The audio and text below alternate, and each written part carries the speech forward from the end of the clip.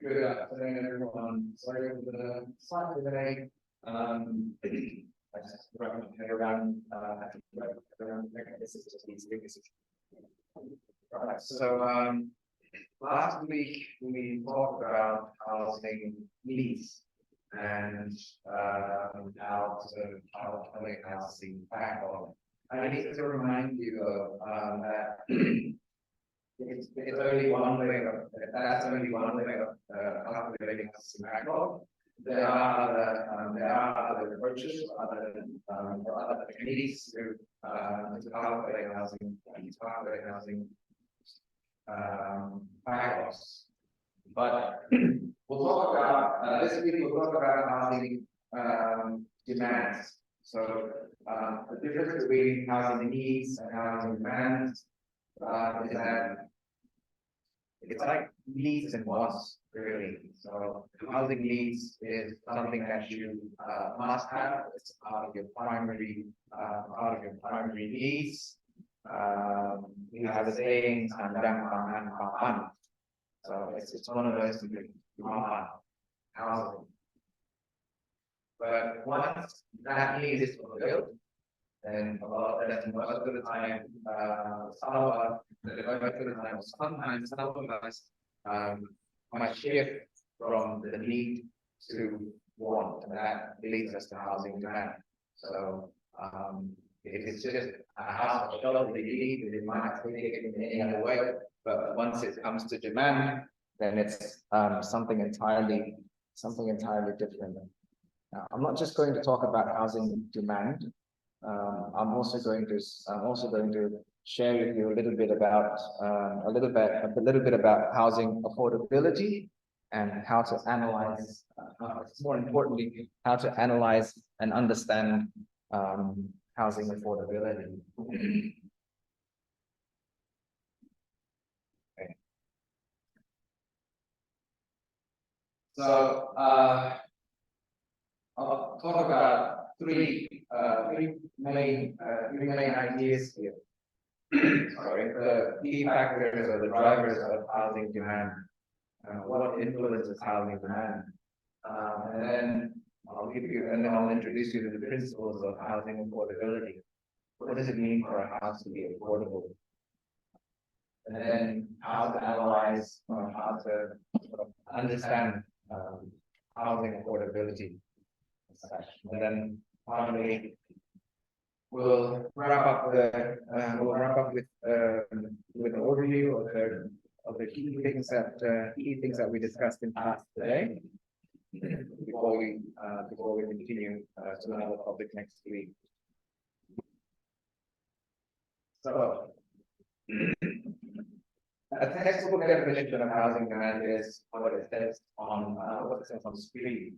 It's the desire, the ability of the individuals or households within a specific market or within a region to purchase or rent. So demand doesn't have to be owned; it can be rented. So, and it is a very fundamental concept in economics, especially in economic and real estate, and it's what shapes housing markets. It's not housing needs that shape housing markets, it's the housing demand. And it is influenced by a variety of factors. I'm only going to give you some common housing demand determinants. It may vary from one region to another. It may vary even from within Indonesia, from one city to another. It may vary. And as you can see, that contrary to housing needs, where you take into consideration population size, the demographic character of the population, age, and all that. If you look at the factors, the 10 factors that influence housing demand, individual preference is number one. That's a very individual thing. And consumer confidence. Consumer confidence is again, it's a very internal, it's a very internal thing. It's a very internal, it's a very internal, very individual factor. Cultural and social factors. That's also not. That is also something that is intangible. It's something that influences at the individual level, but somehow manifests itself or reflects itself in the society as a whole. And common housing demand determines individual preference, individual or household income, government policies, external housing price, it is external, cultural and social factors are also external, demographics, demographic character, is also external, economic conditions or economic landscape. There's a difference between income and economic landscape or economic conditions. Income is an individual thing, whereas the economic landscape is more sort of general. What's the economic atmosphere at the moment? Are we facing an economic crisis? And so on. Interest rate, consumer confidence. Consumer confidence is a little bit of it's a mix of various things actually. So consumer confidence consumer confidence depends on individual preference, individual income, plus the economic landscape and interest rates, and perhaps even urbanization and infrastructure. So consumer confidence is like if you see a house, your income allows you to purchase the house at the market price. However, since you're thinking about renting the house, making it turning it into an investment, making it part of your passive income, but due to the economic landscape, which may not be that conducive at the moment, say, for example, there's a lot of houses that are for rent at the moment and for sale, but nobody's buying. So should I then buy the house despite having the capacity to afford it at market price? Should I buy it and rent it out? That's an illustration of consumer confidence. Are you confident enough to buy the property? And are you confident enough that the property will sell, or someone will hire your house? So, and of course, other than economic landscape, urbanization and infrastructure, the house may be at market price, it may be below market price, you may be tempted to buy it, but then when you come to see the house, hang on, there's no clean water coming in, there's no electricity. I have to provide my own solar panel to power up the house. I have to leave my own well, for example. That may also influence your confidence or consumer confidence. Now, those are just the factors I came up with from these three references. An article on housing economics by I've been having issues with looking in that area by Richard Arnold. You should be able. Okay, it says IDS does not subscribe to this content on Science Direction. You can still try it with your library account, or otherwise, I could access this using the Indonesian library. Perpustakaan Nasional Indonesia. You should be able to access it if you need to. But this is a very, very good, despite it being my whole 2015, but it's a very good reference. Give you an illustration, and then one from yes, Special Economic Analysis by, I don't know how to read that name, but it's a Turkish scholar. And this should be accessible. However, I have issues with accessing this one. factors affecting motives for housing demand in the case of the Turkish province by Alkan and friends. I've tried with many different, I've tried with my various accounts, but apparently the article is no longer available on the journal website because the authors asked for it to be removed. If any one of you can somehow scour the interwebs for a copy of the article, a pirated copy is fine, then please let me know. I'm still trying to find this article placed into the site. Really?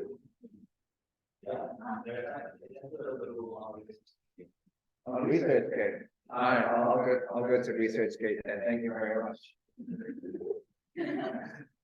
Because I've tried all the legal, all the legal means. ResearchGate is it's a very individual level. So if the scholars want their articles to be publicly available, okay, thank you very much, ResearchGate.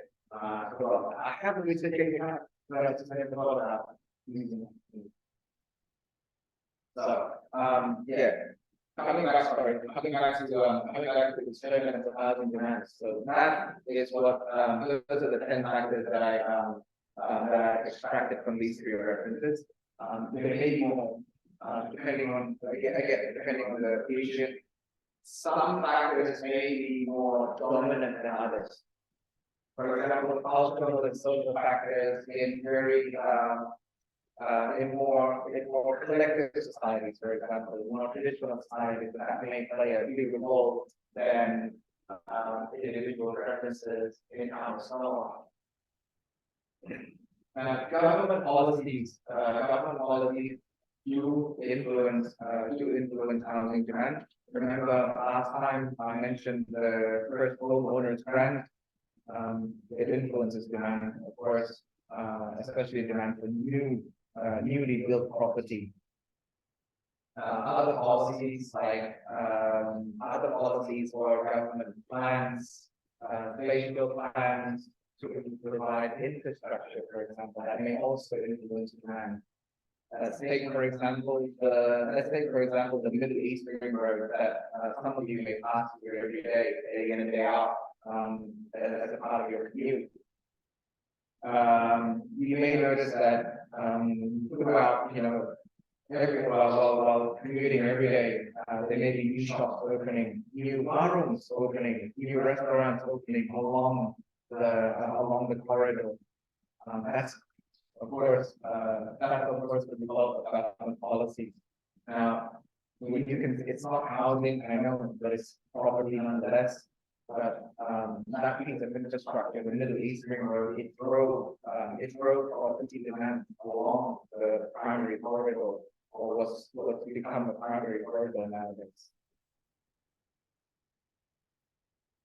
All right, now housing affordability. Let's just get this. Okay, now housing affordability. Basically, the ability of individuals or households to, to comfortably afford housing. So yes, you can afford it, but if that house, whether you're renting or buying, puts you with great debt, puts you with great financial pressure, financial burden, then that means you can't afford it. For example, your income is $1 million a year, and that house costs you $999,000. Then what are you going to use? What are you going to eat for the entire year? That sort of thing. So yes, you can afford it, but you can't comfortably afford it because that sort of underlying goal, italics, whatever, comfortably afford housing. So whether it's home ownership, whether you own it or whether you rent it, but you have to be able to access it comfortably without facing extensive financial strain. Because affordability does impact people's quality of life and overall well-being, at least if you can afford it, if you can comfortably afford it, then you can plan for other needs, financial needs, and so on. So three aspects that influence or that three aspects that are tied with the housing affordability principle. Income, of course, income is the primary determinant. And housing affordability is usually represented as a percentage of your income.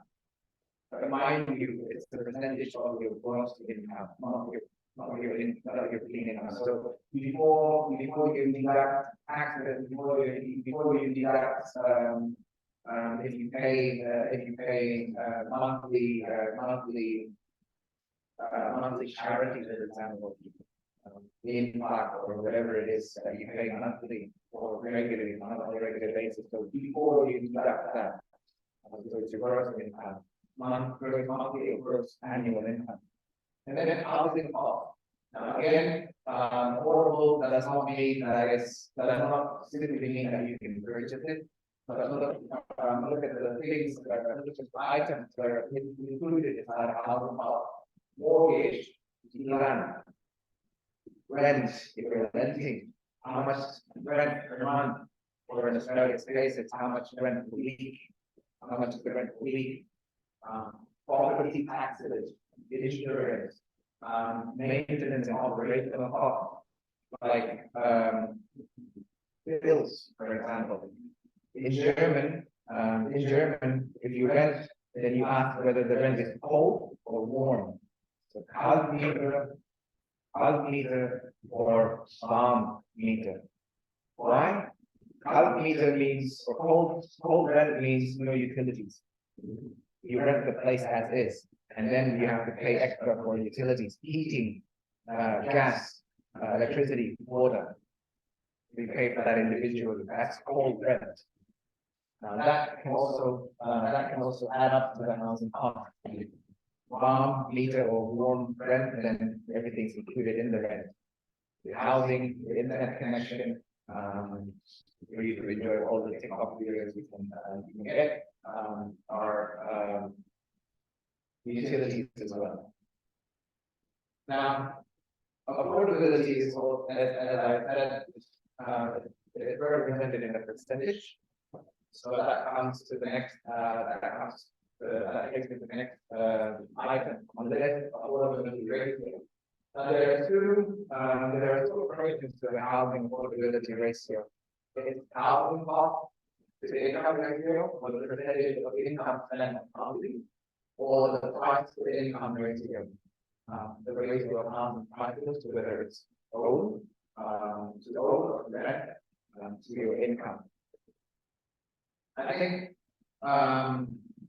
the two approaches are different, but they have their pluses and minuses. I think personally, I'm more comfortable with the housing cost to income ratio because it allows me to analyze and position myself, whereas the price to income ratio may be a bit too global, so to say. Now, housing affordability is or can be represented on a map like this. This is a map, a very old map, around 2017, 2019, I think, 2019. That's on. This diagram, this map illustrates housing affordability ratio or housing affordability index throughout Europe. The dark red color means that it's very low housing,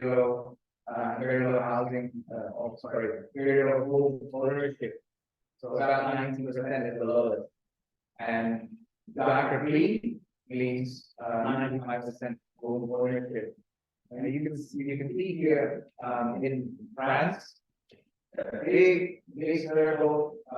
The majority of the population in France only half, maybe less than 50% of the population in France own the house in which they live. So most of them rent. Whereas, let's see which one is more Madrid, Barcelona, Spain. Spain has lots of green dots. Spain has lots of green dots. What does this mean? This map basically shows you, okay, it shows you home ownership for sure. But home ownership can also be an indicator of housing affordability. How affordable are the houses there to purchase? Paris or France, Germany, and Poland seems quite expensive. Quite expensive. Lots of red dots.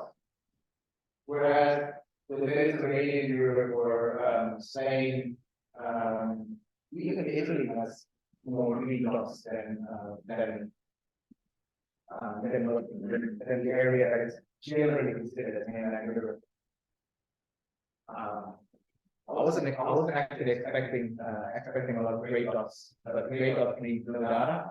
So yeah, a lot of gray dots as well. I wasn't expecting that. I thought Europe, everything is accounted for. But this is a representation of what you can do with housing affordability, data, and it gives you an overall landscape of the market. It gives you an overall landscape of the people's capacity to either buy or rent, and thus giving you a tool to help you make your decisions.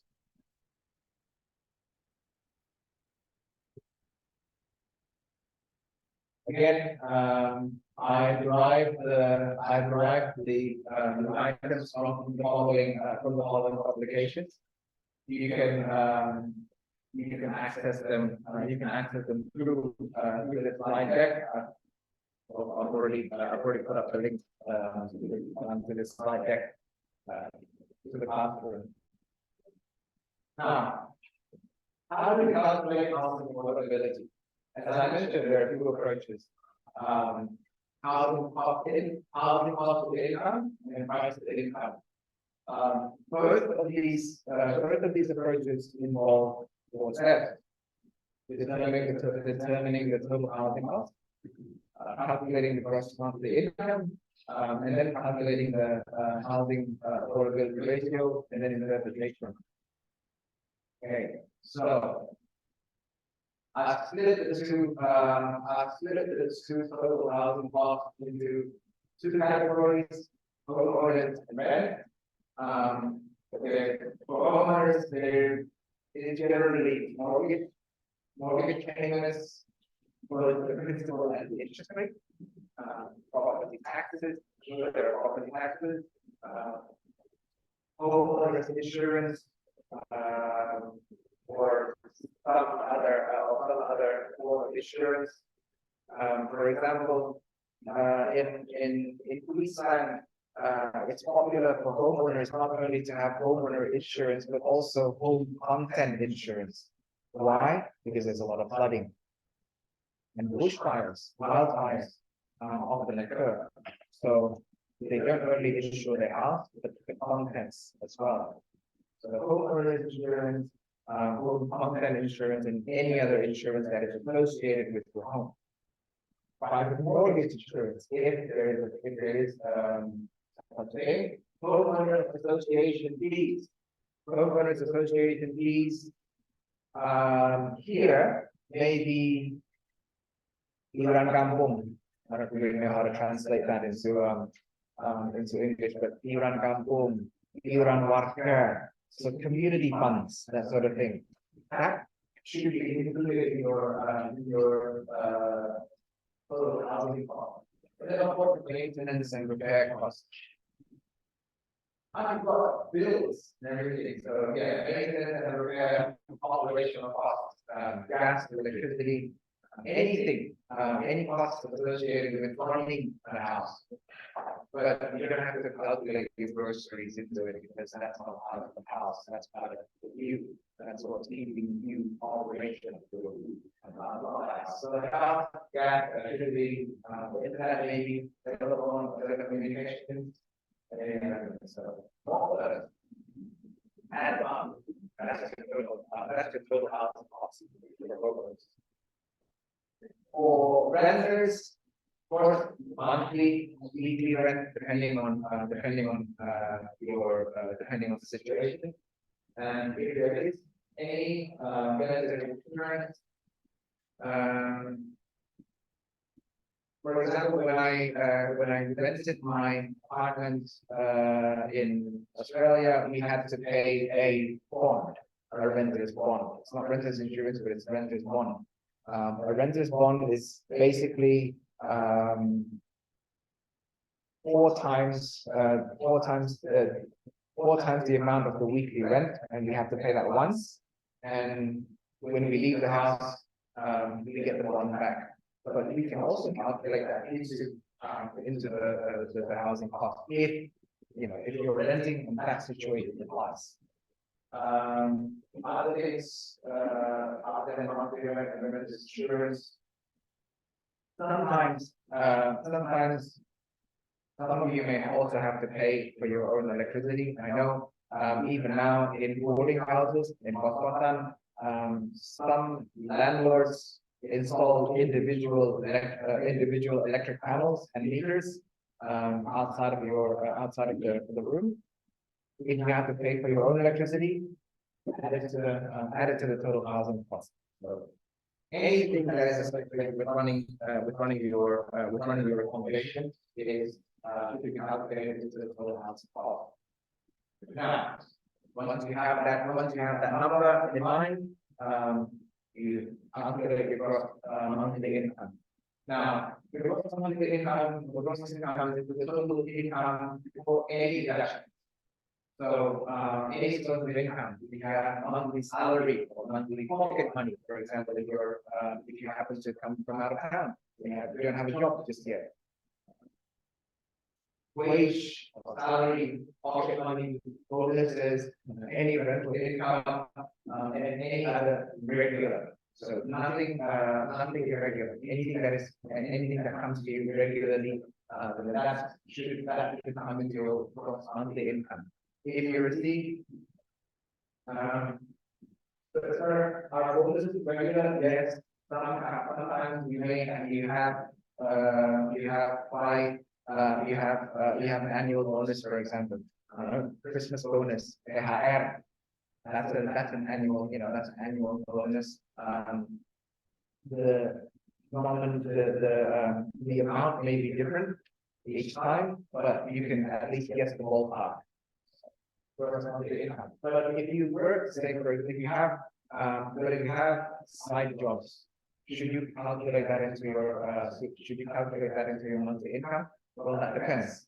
If the side job is a permanent arrangement, then yes, by all means, you can calculate that into your gross monthly income. But if it's something that is only temporary or seasonal, then you don't, because that shouldn't come into this calculation. Now, once you do that, you simply calculate total monthly income as well, by how much monthly income you have, and 100. So that should be come as a percentage.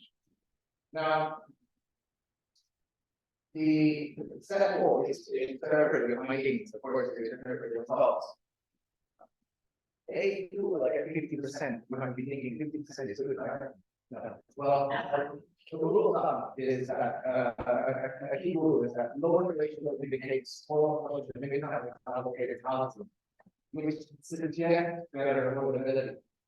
On the other hand, a higher ratio, a higher percentage of buyers, that larger proportion of your income goes to housing. That indicates reduced affordability. The same way as the price to income approach. However, If it's private, then the purchase of for homeowners, this is the purchase price. So how much is your, how much is the, how much will you pay for that house? If you're thinking, but sir, I'm paying this on mortgage, how do I calculate that? Well, calculate it, how long does it take for you how long does it take you to complete the purchase? Well, it's so difficult. How long does it take you to pay off the house plus interest? And how much did you pay? How much did you pay? Mortgage plus interest. So the final amount is the purchase price of the home. If you're renting, then it's annual rent. Even if you pay monthly or if you pay weekly, you still have to calculate. So if you pay monthly times 12, you pay weekly times 52.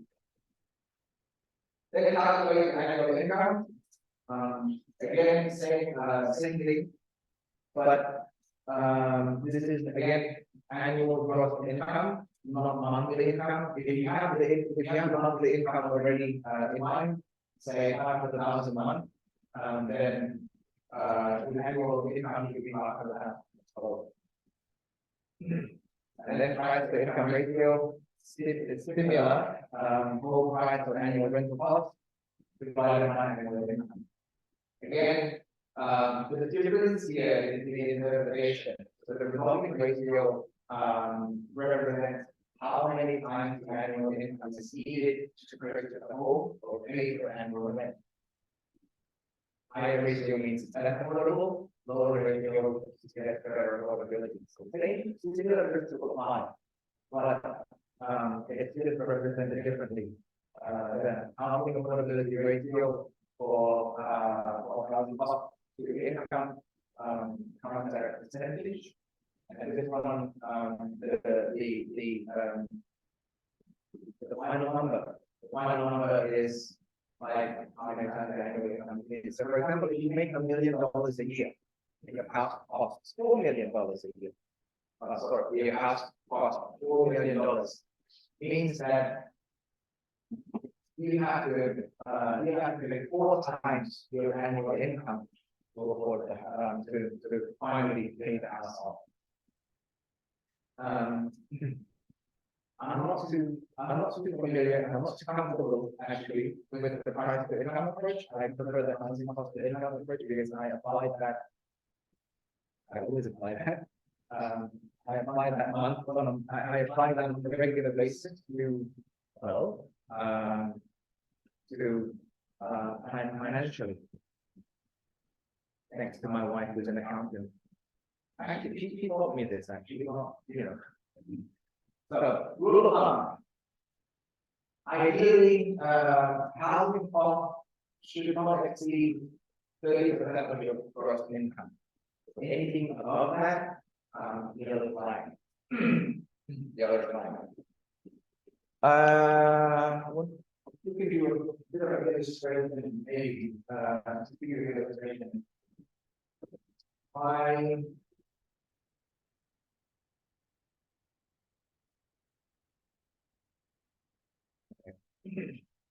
Let's start with I'll give you an illustration of how it was approach. Now, my apartment used to cost $310 per week.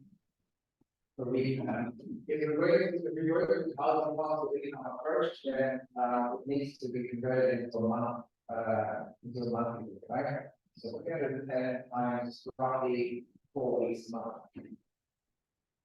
Plus, what are the costs? I don't have rental insurance. I didn't have home funded insurance.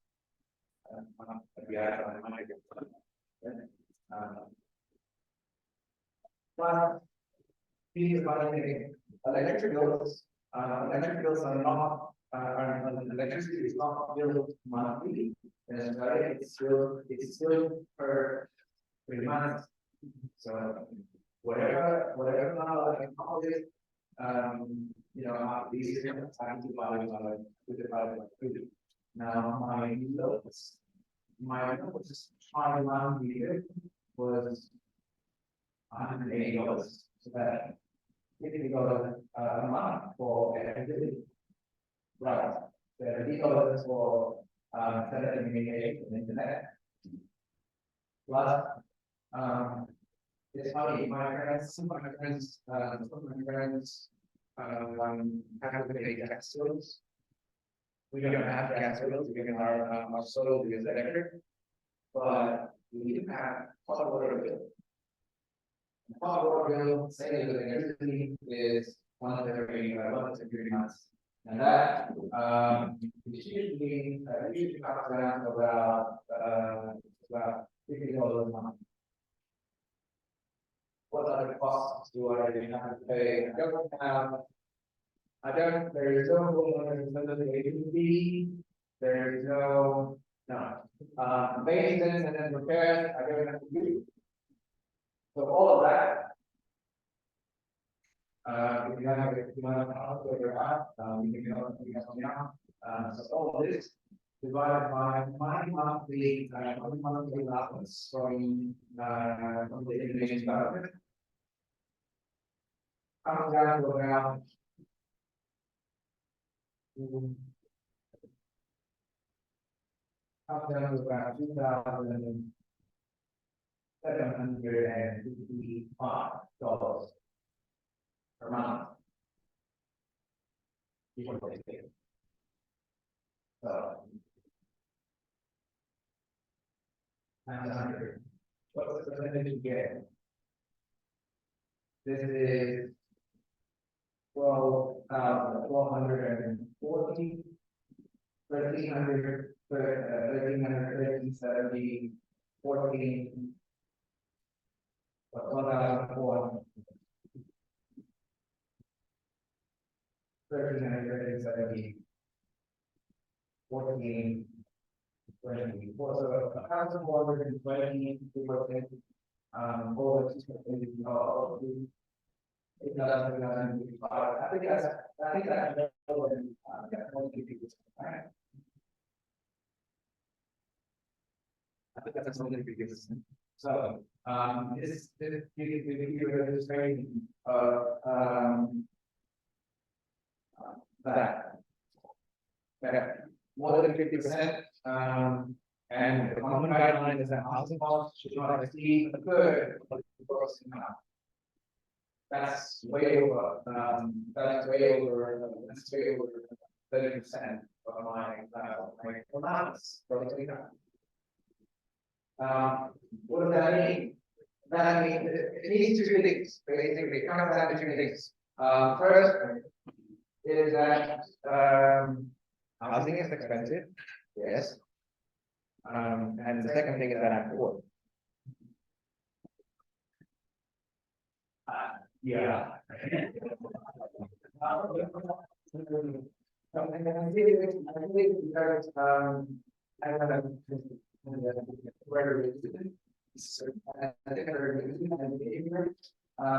how much the government, how much we on a monthly basis. But if you were to work there, as a bus driver, bus drivers make about 86,000 per year. So that's about what $7,000. So 7,000 per month. For the same, for a similar arrangement, and as part of this, then I think it's not 30%. Right? So, yeah. Bus drivers, think that they're living than PhD students. Obviously.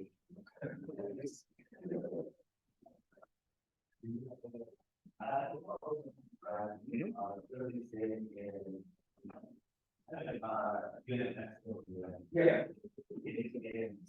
Sydney, and looking at literally being obligated to be part of the week or whatever. Okay. Well, one thing is for sure. Sydney is fucking expensive. That's for sure. That's the only thing. That's the one thing that I can say. Sydney is expensive. Yes. Rental properties in Sydney can cost up to can cost anywhere upwards of three times the price in Queensland, and that's not in the city center. That's in the suburban areas. But yeah, Sydney is extremely expensive, and not only the rent to Sydney is expensive, but everything else is expensive too. You want to go to museums, you want to go to art galleries, you like that sort of thing. In Queensland, you don't have to pay a penny to go in. In New South Wales or Sydney, you pay. You pay for admission to the gallery, and if there's a special exhibition, you pay extra for the special exhibition too. Yeah, Sydney is expensive. Is he doing anything else? Or is it just really monthly allowance, or does he work, he or she, they work as well? So supplement the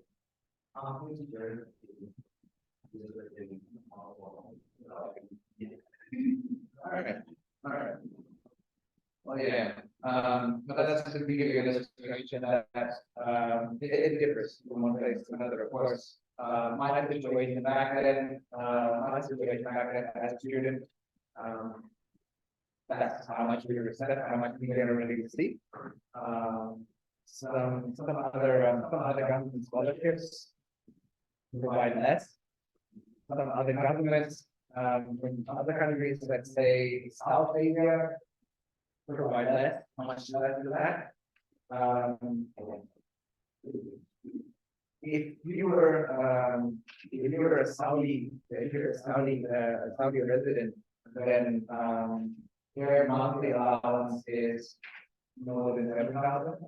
So yeah, lucky for them. We're right there in the middle. So yeah, housing cost, ideally should not exceed 30% of gross income. But the 30%, 50% really matter. Now, granted, the 50% is on this sort of a little bit context on a scholarship. So naturally, I wasn't paying as much as the locals. But are there places where the locals, even highly paid professionals, pay upwards of 50% of their income? One place that I know of is Shanghai. Shanghai is notoriously expensive. Shanghai is notoriously expensive. My friends work as professional architects in Shanghai, who earn quite large sum. They pay upwards of 40%, 50% of their income just for rent. Just for rent, not utility or anything else. It's about 50% of the rent. So it's very expensive. The good thing about Shanghai is that food is cheap. Like very cheap, just ridiculously cheap and good. Honestly, 3 months there, you'll be like, okay. I'm not gonna give you an example of the price to income approach because I'm not too well versed with that. I'm not too experienced with the price to income ratio. Because I haven't purchased a house. I've never purchased a house so far. So yeah, let's just stick to that. You can apply this approach if you're saying the temporary relation, you can apply this approach and use that number, use that ratio, use that percentage to kind to more balance. Hey, that 60% of my allowance goes to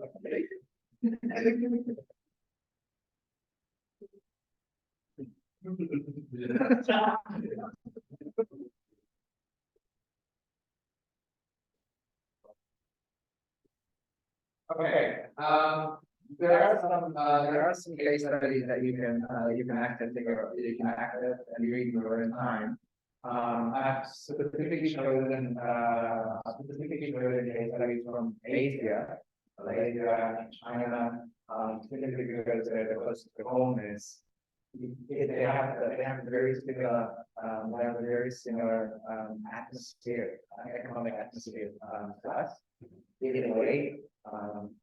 But another thing why I chose specifically Asian based studies is the shared demographic similarities, shared demographic similarities like population density, sheer number of population, and so on. I have read through those. China is a very interesting case for housing, simply because they have so many people and they're rapidly urbanizing. I don't think any other nation or any other country in the world, correct me if I'm wrong, is urbanizing as rapidly as China, progressing as rapidly as China. Makes for a very good study. Now, calculate this. For example, if you're a homeowner, so I'll give you just there are two scenarios: the homeowner scenario and the business scenario.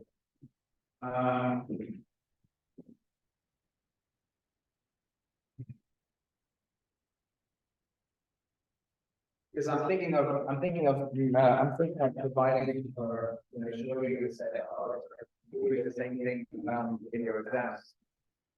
If you're a homeowner scenario, a homeowner total monthly cost of mortgage $1,200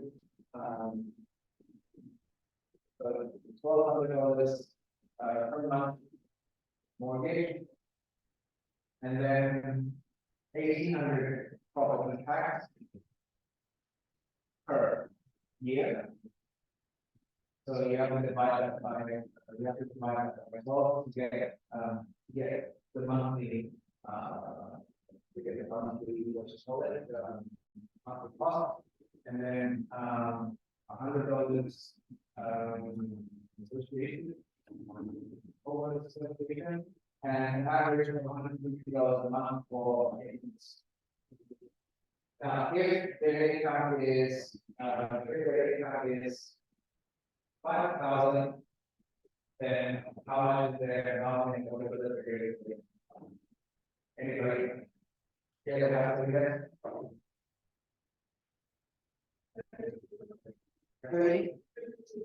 32%. Nice.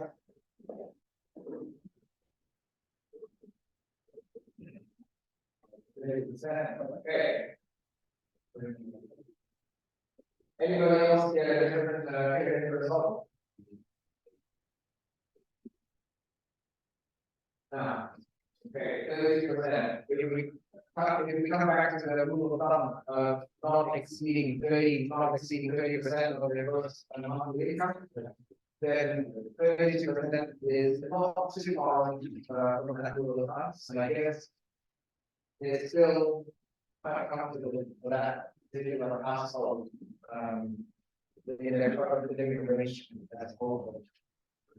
Now, if you're renting and if your monthly rent is $1,400, and because it is that's a monthly and it's monthly income is about 3,800. I don't think that's anything close to 50%.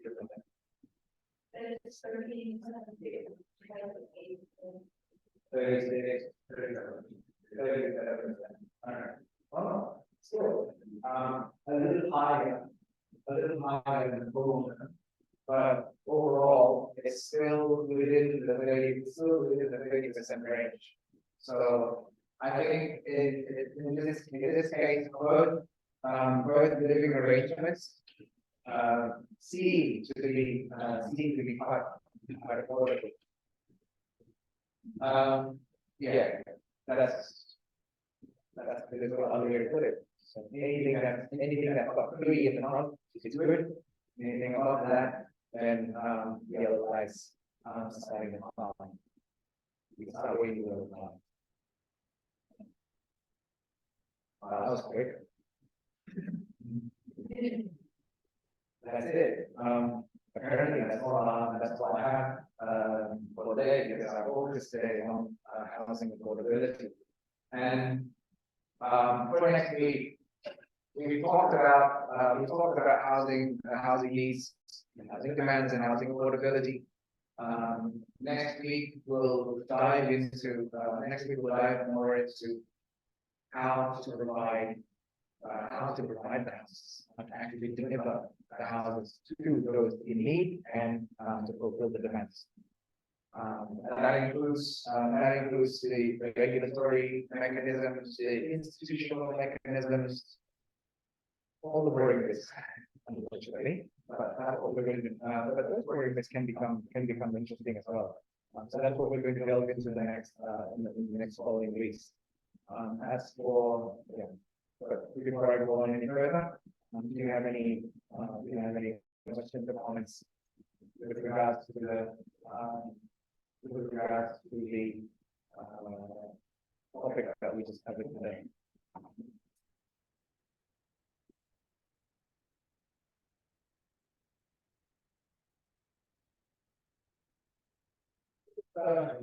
Just a quick note.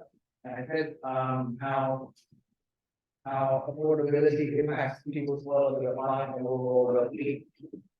Now, just to give you an illustration, in my case, with over 50% of my monthly income going into housing costs, what does that mean? Or what does that mean to me if I have to take that's sort of range? It means that we got 40% of that allowance goes to food, petrol. We have vehicle insurance and school fees.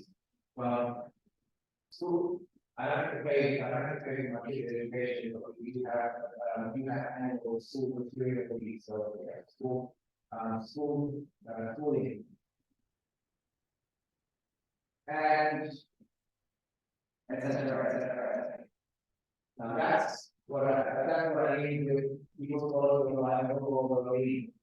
While you can, if you're smart enough, if you're smart enough with your money, you can distribute the rest of your income to these items to cover all those needs. However, that does take a bit of strain, and this is what ineligible. It does take a lot of emotional strain for households to arrange that proportion into other I like to call them envelopes, other envelopes. For example, food is a regular thing. We have to go we go grocery shopping once a month, so 1 every 2 weeks. And funny thing is, when my sugar birthday was 3, 5 years old. As they grew, there's something next to as well.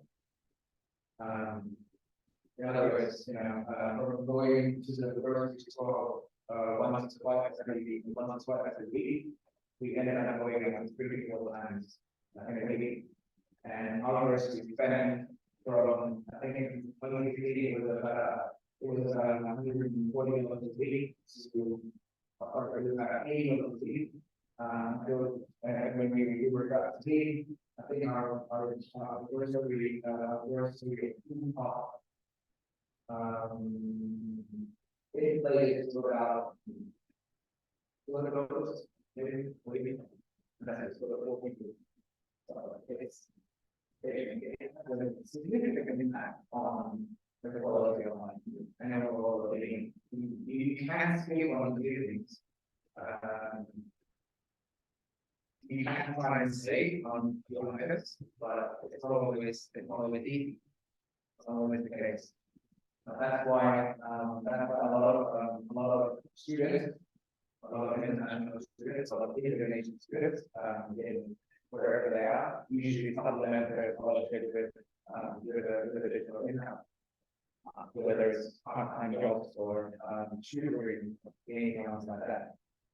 Anything that's, as long as it doesn't involve selling crack cocaine on the street, it should be okay. As long as it doesn't involve speeding or credit alcohol, then it's okay. Yeah, that's how much housing affordability. It may sound difficult, it's very difficult. I think it is 50%, but it's just it's a lot more. It's just a lot more difficult once an individual becomes a household. As an individual, you have all the stuff, but it's easy. It's very easy to run. It's very easy to manage. But as a household, it's not always easy. It's not always easy. So that's just an illustration of how housing affordability can really impact quality of life and your overall well-being. You may still be able to secure food and everything else, but it's more of a mental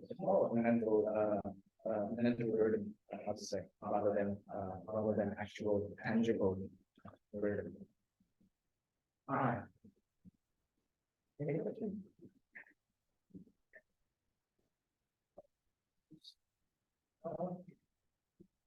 Okay. Well, I'm going to keep this one. I'm going to keep this session short because the next week's session will be quite long.